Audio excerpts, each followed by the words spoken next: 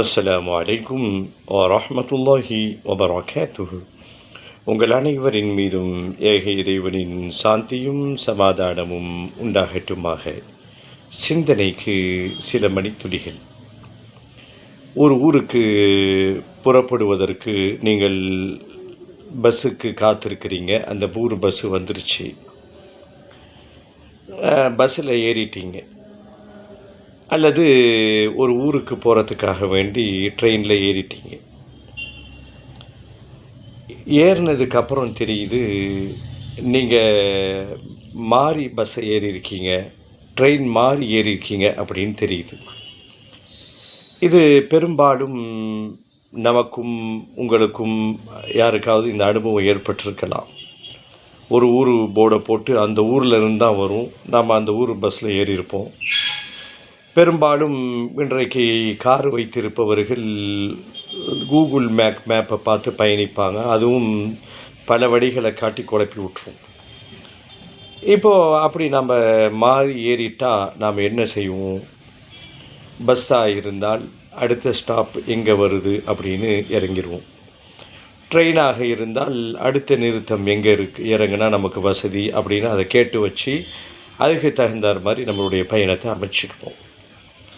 இந்த பீடிகைக்கு முக்கியமான காரணம், எந்த ஒரு அறிவுள்ளவனும் ஏறியாச்சு, அது பஸ்ஸு எங்கே போதோ அங்கே கடைசியில் போய் இறங்கிடுவோம் அப்படின்னு நினைக்க மாட்டான். ட்ரெயின் மாறி ஏறியாச்சு, எங்கே போதோ அங்கே போய் இறங்கிடலான்னு நினைக்க மாட்டான். அப்படி நினைத்தால் பொருளாதார விரயம், நேர விரயம், திரும்பி அந்த ஊரில் போய் இறங்கி அங்கேருந்து திரும்பி வர்றது, இதெல்லாம் ஒரு ரொம்ப சிரமமான விஷயம். யாரும் எந்த அறிவாளியும் அப்படி நினைக்க மாட்டான். இதற்கு முக்கியமான காரணம், இந்த பீடிகையை அப்படியே பிடிச்சிட்டு வாங்க. மனிதர்கள் பலகீனமானவர்கள். நம்மக்கிட்ட நிறைய நம்ம அறியாமல் அல்லது தெரிந்தும் தெரியாமலும் அல்லது வேண்டுமென்று விருப்பப்பட்டு நிறைய தவறுகளை நாம் செய்வோம். அப்படி தவறு என்று தெரிந்தும் கூட அந்த தவறை விட முடியாமல் செய்து கொண்டே இருப்போம். ஒரு அறிவாளி என்ன நினைக்கணும் அப்படின்னா, இறைவன் அதைத்தான் அடியார்களிடத்திலிருந்து பிரியப்படுகிறான். தவறு செய்துவிட்டால் உடனடியாக மனம் வருந்தணும்.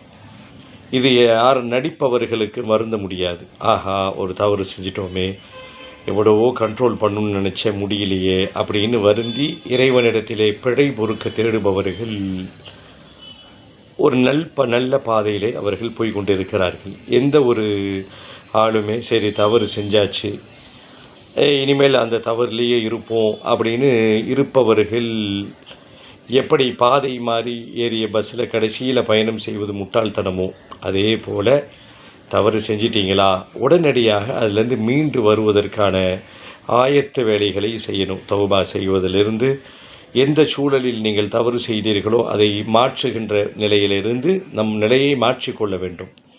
உண்மைதானே? தொடர்ந்து பேசுவோம், பயணிப்போம் இன்ஷா அல்லாஹ்.